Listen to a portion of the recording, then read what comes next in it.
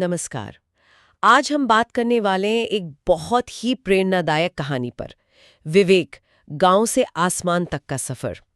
ये कहानी है एक सपने की, और उस सपने को सच करने के एक जबरदस्त जज्बे की। सोचो जरा, एक छोटा सा गांव है, मिट्टी का घर, किताबें वो भी दूसरों से मांग के पढ़नी पड़ती हैं, और बिजली दिन में मुश्किल से 4 घंटे। और दूसरी तरफ एक ख्वाब, पायलट बनने का, आसमान में उड़ने का। यहीं से मतलब विवेक की कहानी असल में शुरू होती है। बिल्कुल, जमीन और आसमान का फर्क साफ दिखता है शुरुआत में। हाँ, तो आज हमारी कोशिश रहेगी कि इस सफर के जो अहम पड़ाव हैं उन्हें समझें। कैसे इतने मुश्किल हालातों से उठकर कोई अपने सपनों के आसमान तक पहुंच सकता है। चलिए इस पर थोड़ी गहराई से बात करते हैं। जरूर। तो सबसे पहली चीज जो ध्यान खींचती है वो यही है, ये कॉन्ट्रास्ट। एक मामूली सी शुरुआत और लक्ष्य इतना बड़ा, असाधारण। सही कहा। जैसा हमें पता चला है, विवेक का जो माहौल था वो चुनौतियों से भरा हुआ था। किताबें उधार की, और वो बिजली वाली बात, सिर्फ 4 घंटे उसमें पढ़ाई करना। हाँ, कल्पना करना भी मुश्किल है आज के जमाने में। और बात सिर्फ साधनों की कमी की नहीं थी, एक और चीज थी, समाज की सोच, उसका दबाव। हाँ, ये बहुत अहम है। विवरण में जैसे बताया गया है कि लोग कहते थे गांव के बच्चे आसमान नहीं छूते। अब ये सिर्फ एक कहावत है या सच में लोग ऐसा मानते थे और बोलते थे? मुझे लगता है ये रोज की बात रही होगी।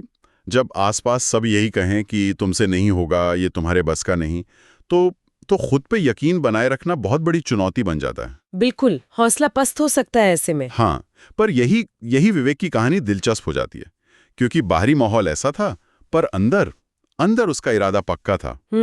उसका वो खुद से कहना, मैं छू कर दिखाऊंगा, ये कोई हवाई बात नहीं थी। ये दिखाता है कि उसका जो आंतरिक संकल्प था वो कितना मजबूत था। सही। ऐसा लगता है कि बाहर की आवाजें चाहे जितनी भी नेगेटिव हों, उसने अपनी अंदर की आवाज पर ज्यादा भरोसा किया। और ये सिर्फ सोचा नहीं, उसने किया भी, है ना। जानकारी यही कहती है कि उसने फिर जी तोड़ मेहनत की, दिन रात पढ़ाई। हाँ, एक्शन लिया उसने। लेकिन सफर, जैसा कि अक्सर होता है, सीधा नहीं था। उसे पायलट बनने के इंटरव्यू में एक बार नहीं, हाँ, 2 बार असफलता मिली। अच्छा, 2 बार। ये बात कहानी को और रियल बना देती है, नहीं? हाँ बिल्कुल। पहली बार फेल होना चलो ठीक है, निराशा होती है। दूसरी बार वो शायद हिम्मत तोड़ने वाला हो सकता है, बहुत ज्यादा। पर उसके बाद भी तीसरी बार कोशिश करना, ये सिर्फ लगन नहीं है, ये वो दृढ़ता है, वो जिद है कि हारना तो है ही नहीं, विकल्प ही नहीं हारने का। सही कह रहे हैं। ये दिखाता है कि उसके लिए सिर्फ एक नौकरी नहीं थी, शायद ये कुछ साबित करने की बात थी, अपने आप से, दुनिया से। तो वो जो तीसरी बार की सफलता है ना, वो सिर्फ मंजिल नहीं है, वो उस पूरे संघर्ष का, उस अटूट इरादे का प्रतीक है। बिल्कुल सही। और आखिरकार वो तीसरी कोशिश कामयाब रही। विवेक एक इंटरनेशनल एयरलाइन का पायलट बन गया। कमाल है।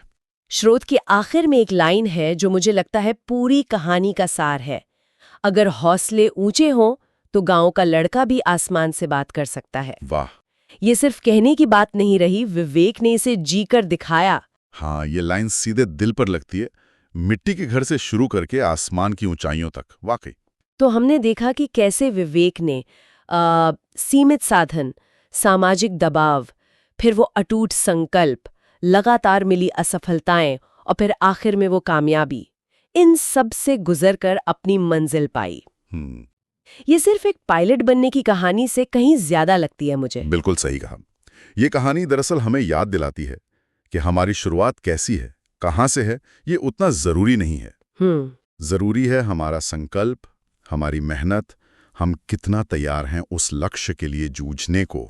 हाँ। और ये बात किसी भी फील्ड में लागू होती है। हर किसी का अपना एक आसमान होता है ना, जिसे वो छूना चाहता है। सही। तो ये कहानी हर उस इंसान से जुड़ती है जो बड़े सपने देखता है, भले ही उसके हालात मुश्किल क्यों ना हो। बहुत सही। ये सबके लिए एक प्रेरणा है। हाँ, और जाते जाते एक सवाल शायद हम सोचने के लिए छोड़ सकते हैं। जरूर। विवेक की कहानी में हमें बाहरी बाधाएं तो दिखती हैं, जैसे पैसों की कमी, समाज का नजरिया, लेकिन अक्सर जब लोग बड़े सपनों के पीछे भागते हैं तो कुछ अनदेखी अंदरूनी बाधाएं भी होती होंगी, है ना? जैसे खुद पर शक करना या हार मान लेने का डर। हाँ बिल्कुल, इस तरह की चीजें। तो सवाल ये है कि इन अंदरूनी बाधाओं को पार करने में बाहर से मिलने वाली मदद या हौसला अफजाई कितनी जरूरी है, और इंसान का खुद का जो अंदरूनी संकल्प है वो कितना ज्यादा मायने रखता है। कौन सी चीज ज्यादा निर्णायक होती है? ये वाकई सोचने वाली बात है। आंतरिक बनाम बाहरी समर्थन, बहुत दिलचस्प।